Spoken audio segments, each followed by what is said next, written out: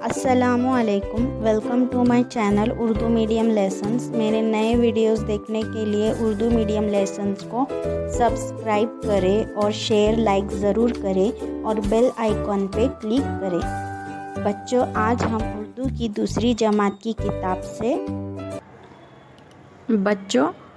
आज हम कुएं का शेर की सरगर्मी पढ़ेंगे। शेर की आवाज़ कैसी थी? शेर की आवाज़ गरजदार आवाज़ थी। खरगोश ने डरते डरते शेर को क्या बताया?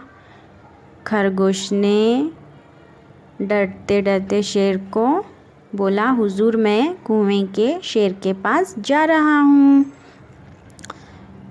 रोज़ एक जानवर का नाश्ता कौन सा शेर करता है? रोज़ एक जानवर का नाश्ता कुएं का शेर करता है।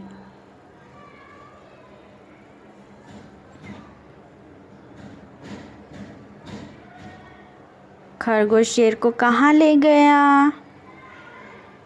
खरगोश शेर को एक कुएं के पास ले गया। शेर को कुएं में क्या दिखाई दिया? शेर को कुएं में उसे अपनी परछाई दिखाई दी। कुएं से कैसी आवाज़ आई? कुएं से शेर की ज़ोर से दहाड़ने की आवाज़ आई। देखो, पहचानो और नाम बताओ। ये किसकी तस्वीर है बच्चों? ये हवाई जहाज़ की तस्वीर है, ये बैलगाड़ी की तस्वीर है और ये पानी के जहाज़ की तस्वीर है।